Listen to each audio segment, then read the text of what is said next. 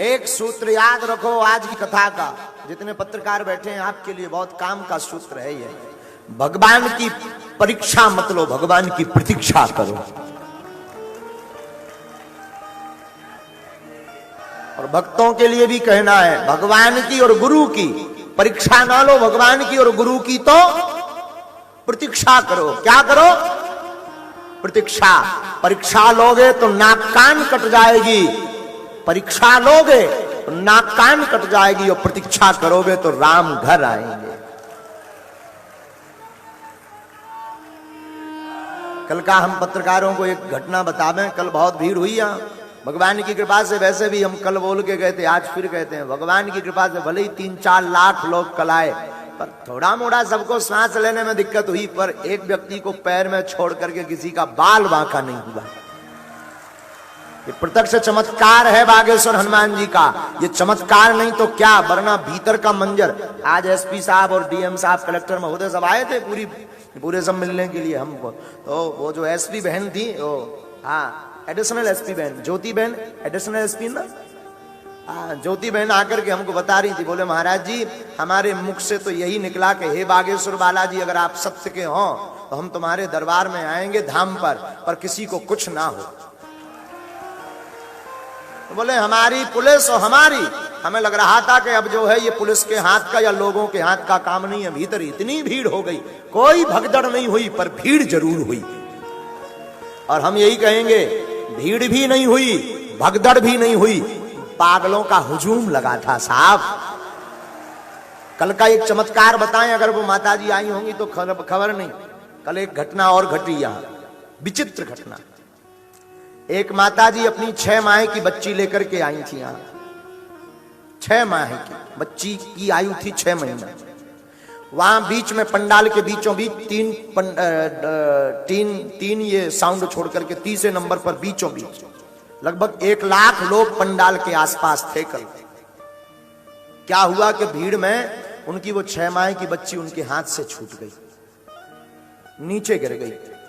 और भीड़ में इतनी चपलन पड़ी कि उन्हें वो बच्ची लौट के मिली नहीं। 1.5 घंटे तक वो ढूंढती रही। रोते रोते यहां मंच पर आई, हम तो थे नहीं। मंच पर जो आचार्य वगैरह थे तो वो इतनी रोई कि उसकी श्वास रुकने लगी, गस्त आने लगा। बोले महाराज जी बच्ची मर गई।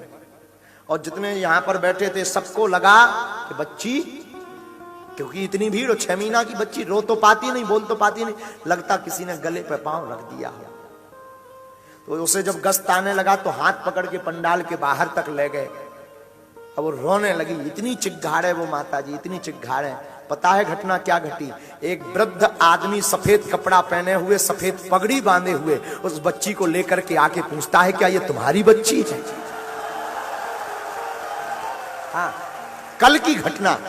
वो पूछता है क्या ये तुम्हारी बच्ची है? ना उसने कभी देखा, ना वो कभी परिचित हुई, गले से लगा लिया उस बच्ची को। साक्षात हनुमान जी कल यहां विराजमान थे। हमें तो लगता वो कोई और नहीं, साक्षात सन्यासी बाबा ही उस बच्ची को 50,000 1 लाख लोगों से उठा करके पंडाल के बाहर लेकर के चले गए। यही तो बागेश्वर धाम का चमत्कार है। और क्या है? लोग कहते बागेश्वर धाम में क्या है? बागेश्वर धाम में वो है जो तुम सोच नहीं सकते यारो। नारियल की तो नहीं कहते कि हम आगे बांटेंगे कि नहीं बांटेंगे, पर ये कहेंगे तुम अब मत डरना, अभी तो 5 लाख आए थे अगली कथा में, 10 लाख की तैयारी करो, बाल बांका नहीं होगा। हमारे ये सब प्रताप वगैरह ये सब बच्चे जब वापस गए थे तो सब राम राम कर रहे थे। जब हमें फोन से बताया वो बच्ची गई, और हमें भी सच बताएं पहली बार डर लगा जीवन में कल कि कोई कलंक ना लग जाए, बिना हम आए कोई कलंक ना लग जाए। हनुमान जी हमारे आने से कलंक ना लग जाए। हनुमान जी की ऐसी दया। एक व्यक्ति बैरिकेडिंग पर टंगा था, उसके भर पैर में चोट आई है, तो वो सागर में है। बाकी ईश्वर की ऐसी दया, किसी का बाल बांका नहीं हुआ।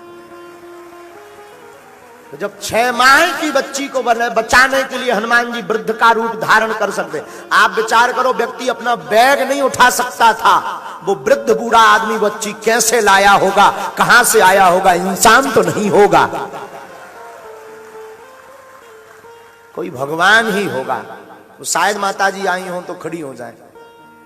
हमने कल खबर कही थी कि उन माता जी को बुलाना जरूर।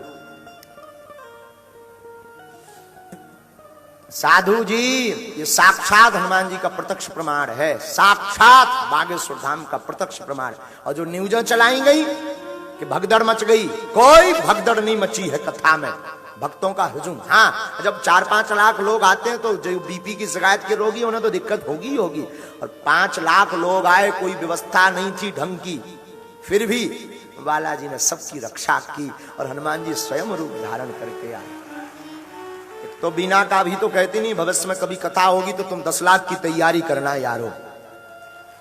हाँ, साक्षात हनुमान जी की कृपा है। आप जो दिव्य रूप बना करके बैठे हैं, आपको पता हो ना हो, आगरा से है ना महाराज जी? आप आगरा से है ना? मथुरा, उज्जैन, कोई बता रहे थे। अच्छा, वृंदावन बताया था आपने। हैं? कथाओं में खूब आते जाते हैं आप पहले कोई नौकरी करते थे? आपको सुनकर आश्चर्य लगेगा, ये जो दिव्य रूप में है कभी पैसा नहीं लेते हैं, कथाओं में जाते हैं।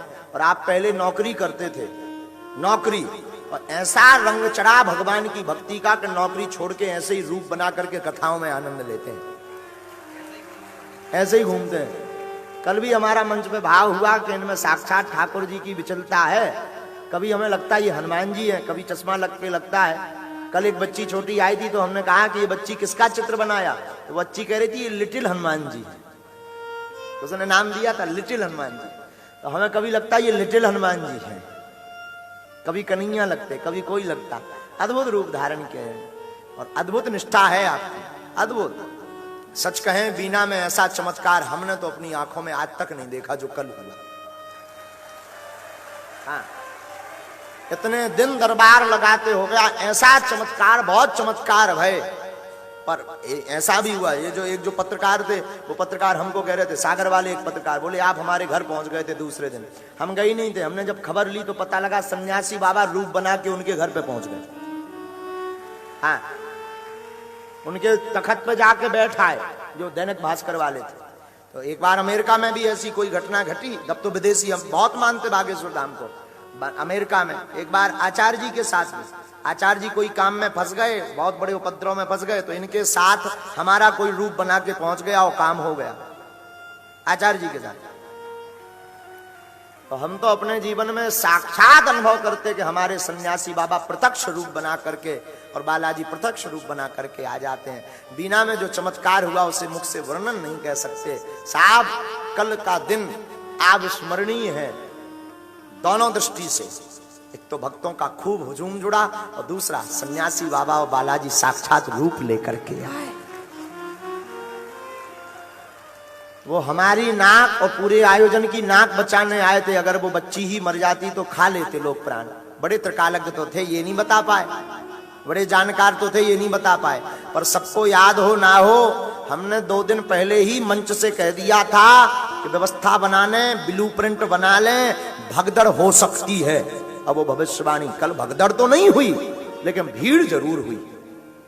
हमने कहा था भीड़ हो सकती है, बहुत भीड़ हो सकती है। अब हम बताते नहीं है, हमारे मुख से हम तो बोलते नहीं, बोलते तो हनुमान जी है, और जो बोलते हैं वो मिथ्या नहीं होता है।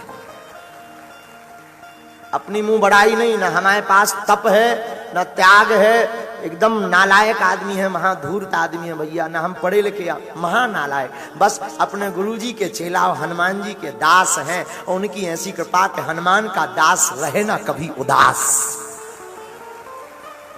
वो हमें उदास नहीं देखते हैं। तो कल बीना में कई पत्रकारों ने जरूर ये खबर चलाई भगदड़ मची। कोई भगदड़ नहीं मची, भीड़ जरूर मची। हाँ, भक्तों का हुजूम जरूर मचा है। और कान खोल करके जो कहते कि भगवान नहीं होते थे, दिव्य शक्तियां नहीं, कल मोहो धर्म के विरोधियों, कान खोलकर कल का चमत्कार सुन लो। बच्ची को बचाने हनुमान जी भी उस भीड़ में आए।